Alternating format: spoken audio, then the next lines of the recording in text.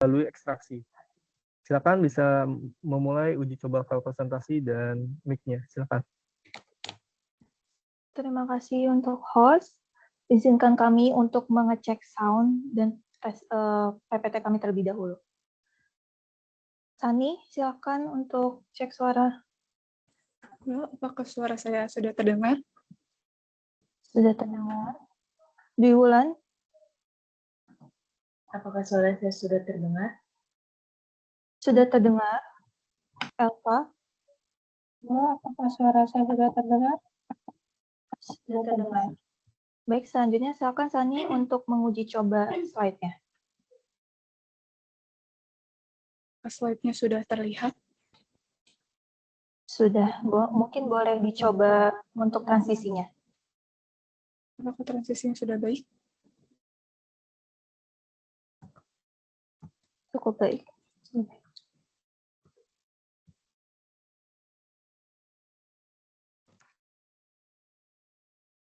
Baik, terima kasih untuk host, kami kembalikan.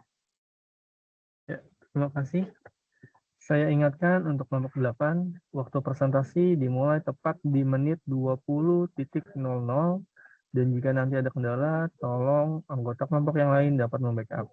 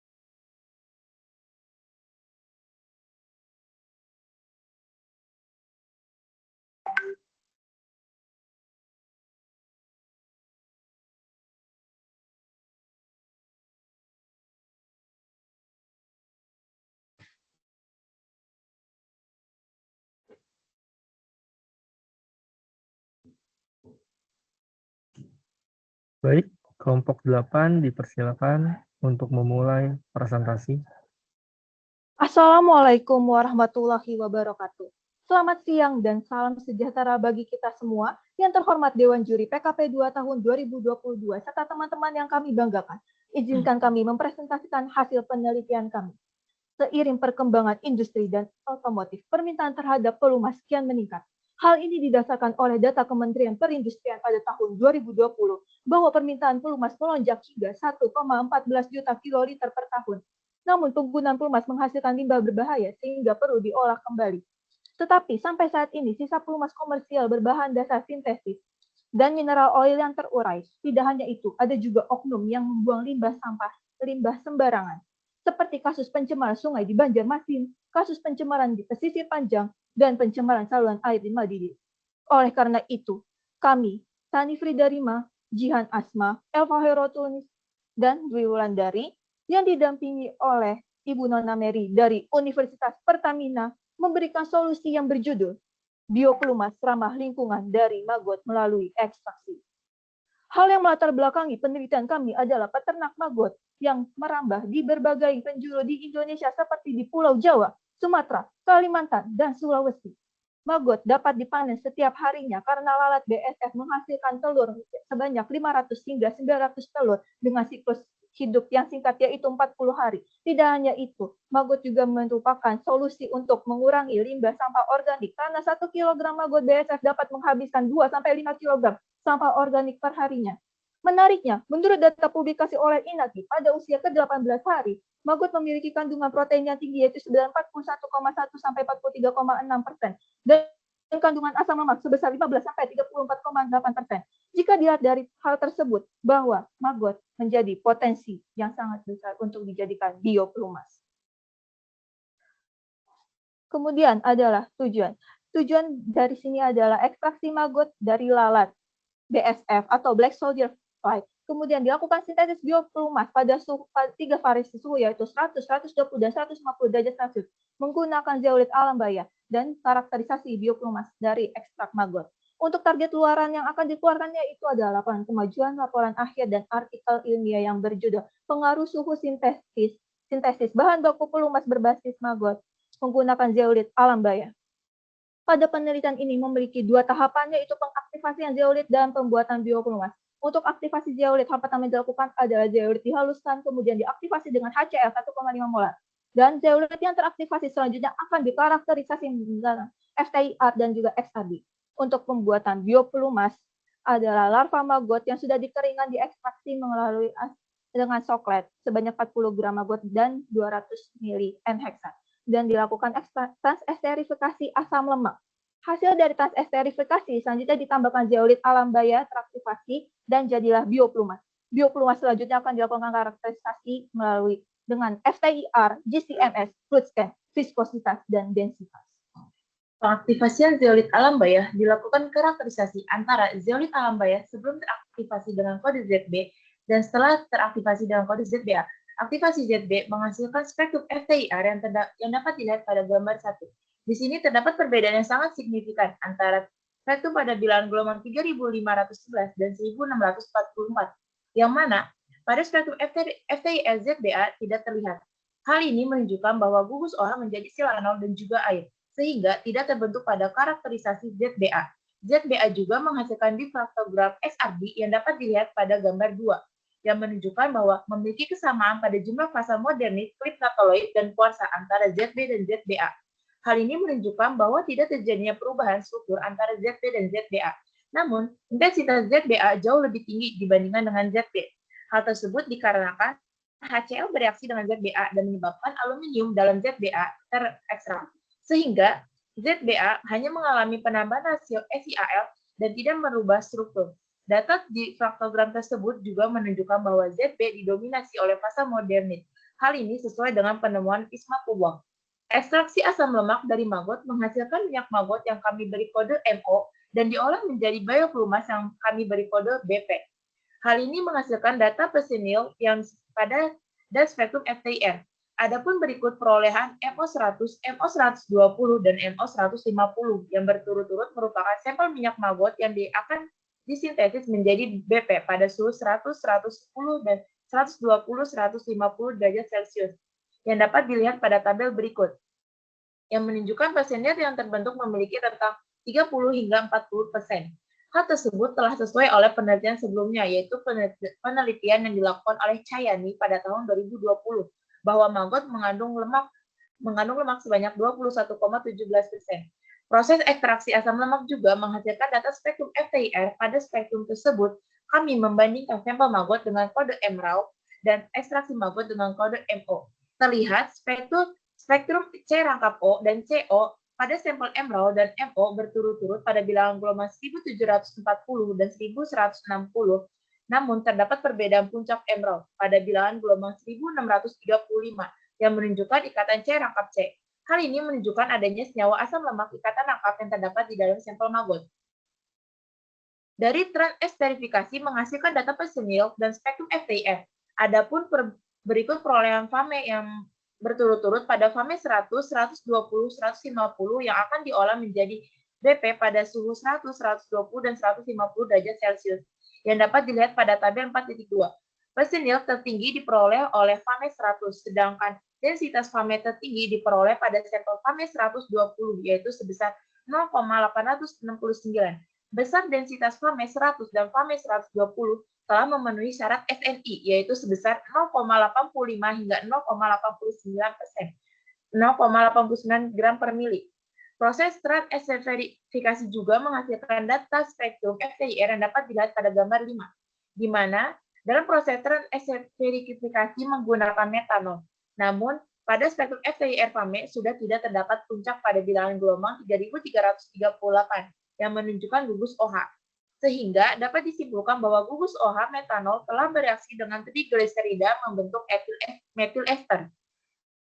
Adapun berikut adalah data GC-MS pada sampel MO dan FAME. Berdasarkan data tersebut, sampel MO terdapat senyawa asam undeknoat 2-metil dan cis-13 asam eikosanoat yang merupakan senyawa asam karboksilat. Sedangkan pada FAME tidak terbentuk senyawa tersebut. Sehingga dapat disimpulkan bahwa asam karboksilat telah terkonversi menjadi ester. Pada spektrum FTIR, BP bilangan gelombang 3335 sudah tidak terbentuk. Hal ini menandakan bahwa etilen glikol telah bereaksi sempurna dengan FAME membentuk bioflumas. Densitas BP kian menurun seiring menaiknya suhu. Penurunan ini terjadi karena adanya meningkatnya volume yang disebabkan pecahnya molekul minyak pada suhu tinggi, sehingga molekul akan berada di volume yang lebih besar dibanding pada saat suhu rendah. Berikut adalah data personil dan uji densitas untuk BP. Dari berbagai sampel, dipilih 3 sampel yang akan dilakukan pengujian menggunakan flow scan 1000, yaitu MO100, FAME 100, dan BP 100 untuk mengetahui kadar TBN, oksida, dan sut yang memiliki peran penting dalam pelumas. TBN merupakan ukuran zat aditif yang ditambahkan pada pelumas yang berfungsi untuk mencegah efek dari korosi dengan menetralisir asam sulfat yang ada dari proses pembakaran. Standar TBN untuk pelumas yaitu 6-12 mg/KOH per gram. Dari hasil uji nilai TBN untuk FAME 100 adalah 6,4 mg/KOH per gram dan untuk BP 100 adalah 6,2 mg/KOH per gram. Oksidasi untuk MO 100, FAME 100, dan BP 100 berturut-turut adalah 42,8, 52,5, dan 52 ABS. Menurut Ali Rejota, pada tahun 2018, batas maksimum bagi bioflumas untuk teroksidasi adalah 75 ABS. Sut atau jelaga salah satu penyebab. Jenisnya mesin. Hausnya pada mesin. Pada MO100 tidak terdeteksi adanya sut, sedangkan FAME 100 dan BP 100 terdapat nilai sut yakni 0,02 dan 0,01%. Nilai ini relatif kecil jika dibandingkan dengan batas maksimum nilai sut yaitu 3,00%. Potensi hasil antara lain yaitu inovasi baru yang menghasilkan bioflumas, nilai guna mahkot dan lingkungan dan ekonomi, publikasi pada jurnal nasional. Adapun rancangan tahapan berikutnya yang telah dilakukan yaitu studi literatur, melakukan karakterisasi, membuat draft laporan dan publikasi artikel ilmiah. Pendanaan yang diterima dari Belmawa sebesar 6 juta dan dari PT sebesar 890.000. Persentase yang dilakukan yaitu sebesar 90, yang telah digunakan 97,45% dengan penggunaan bahan habis pakai sebesar 60,14%, peralatan 15,11%, analisis 12,12%, dan lain-lain sebesar 10,0%. Sekian presentasi kami. Sebelumnya kami ucapkan terima kasih kepada Kemendikbudristek-Dikti untuk pendanaannya sehingga penelitian ini terlaksana dengan baik. Terima kasih. Ya, terima kasih. Sesi selanjutnya adalah sesi tanya jawab. Saya persilakan kepada Ibu penilai. Saya dulu Pak Minggi. Selamat ya nak ya, sudah sampai tahap ini. Pekerjaannya juga sudah jauh, sudah hampir selesai gitu ya. Ibu ingin tanya, kalau tadi biopelumas ya, biopelumas itu manfaatnya nanti untuk digunakan apa? Terima kasih atas pertanyaannya, Bu. Saya izin menjawab. Untuk biopelumas yang kami hasilkan ini digunakan untuk mesin makanan, Bu. Mesin makanan, ya, oke. Adakah standar pelumas untuk makanan gitu? Tadi saya lihat beberapa ada SNI, beberapa tidak gitu. Apakah itu memang tidak ada standarnya di bagian itu atau memang belum dicantumkan?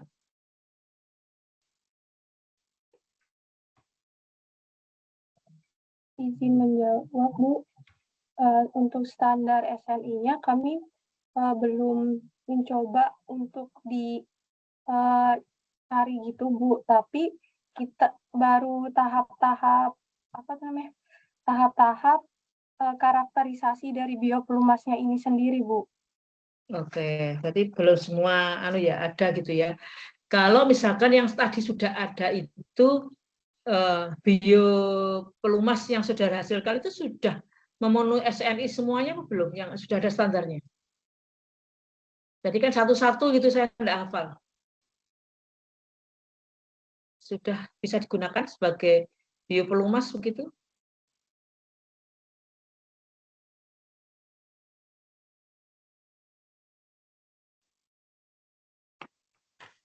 Saya izin menjawab, Bu, untuk melihat dari densitasnya, yang kami hasilkan itu yang paling baik adalah BP 100, Bu.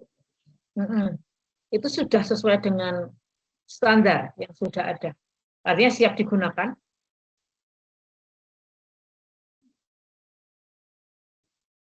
Izin menjawab, Bu. Ya. Dari syarat SNI yang telah dilakukan, yaitu dengan rentan 0,85 hingga 0,89 gram per mili, sampel kami sudah memenuhi syaratnya, Bu, karena dari sampel PAME 120 itu sebesar 0,86%. Oke. Kalau sudah sesuai standar, kemudian mengapa di rencana tahapan berikutnya saudara masih perlu studi literatur dan karakterisasi lagi di hal yang sama? Permisi, Bu, izin menjawab. Pada tahapan rencana berikutnya itu sebenarnya kami sudah melakukan tahapan studi literatur dan karakterisasi. Jadi yang tinggal publikasi dan membuat draft laporannya seperti itu, Bu. Berarti di laporan kemajuan dan PPT-mu tadi itu harus dibetulkan. Iya, baik, ya. Bu. Terima kasih. Iya. Oke, terakhir. Kalau kita menggunakan maggot kecil-kecil tadi itu, berapa banyak maggot dan berapa yang dihasilkan biopelumasnya? Kalau dihitung-hitung secara ekonomis bagaimana? Oke, silakan. Saya izin menjawab, Bu. Untuk kemarin kami menggunakan 40 gram maggot dan menghasilkan sekitar 8 hingga 10 mili biopelumas, Bu. Berapa harganya? 40 gram itu terus dapat 8 sampai 10 mili itu berapa harganya kira-kira? Ekonomis enggak?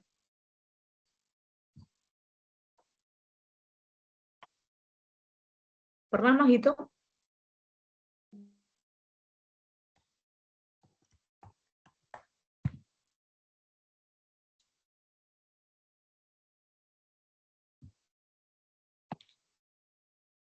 Izin menjawab, Bu. Untuk maggotnya 1 kilogramnya itu sekitar 50.000. Terus 10 mili harganya berapa?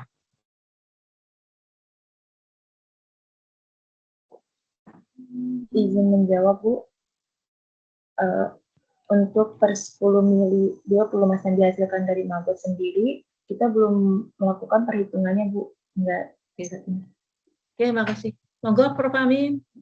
Baik, Bu. Terima kasih. Selamat untuk kelompok dari Universitas Pertamina. Ya, ingin saya tanyakan parameter untuk mengukur suatu biopelumas itu berkualitas itu apa saja yang mesti diukur? Apa syaratnya itu apa? Bisa menjadi biopelumas itu kalau bagaimana? Izin menjawab, Bu. Salah satu parameter yang bisa diperhatikan untuk biopelumas itu yang seperti sudah dijelaskan di slide itu ada TBN, oksidasi, dan juga dari sutnya atau jelaganya, Bu. Itu kalau di ininya ya, di hasil penerapannya. Tapi kalau dari karakterisasi fisiknya apa saja? Tadi kan Anda sudah kalian sudah menghitung FTIR dan XRD-nya. Itu bisa untuk menjadi kembali, Bu, petunjuk. untuk yang uji fisiknya itu densitas dan juga viskositasnya. Iya, tapi itu kan pada akhirnya kan menunjukkan kualitas dari biopelumasnya, kan?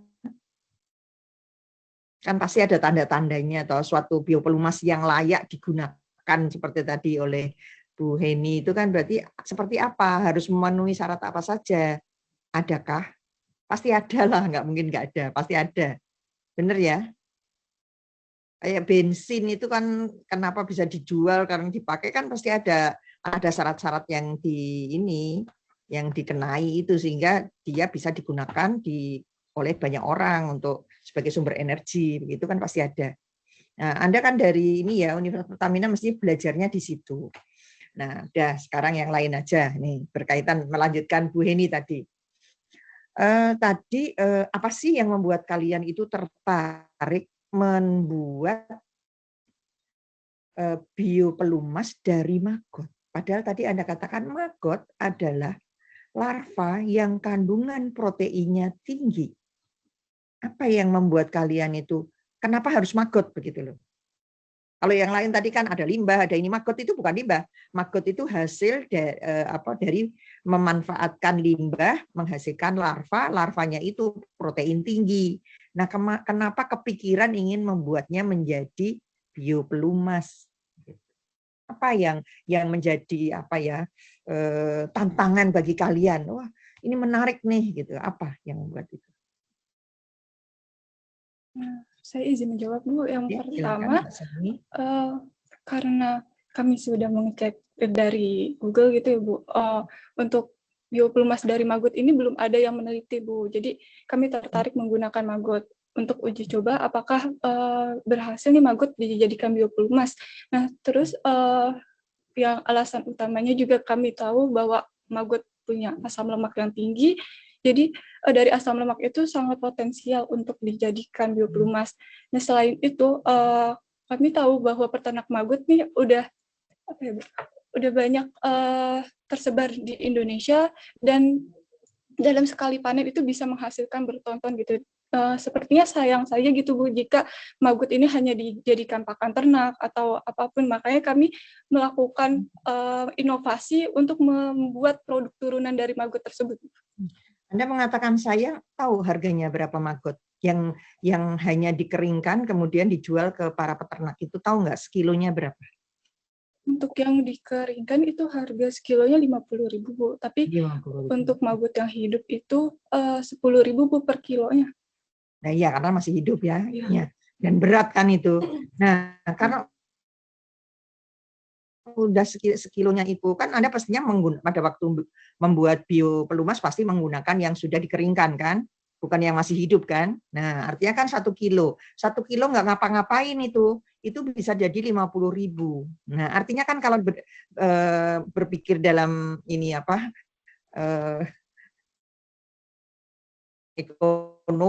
ekonominya tentu ngapain harus diubah lagi jadi sesuatu kalau dengan hanya menjualnya saja sudah dapat 50.000 dan itu dibutuhkan banyak sekali karena peternakan itu butuh dengan dengan harga protein yang tinggi tadi jadi dibutuhkan.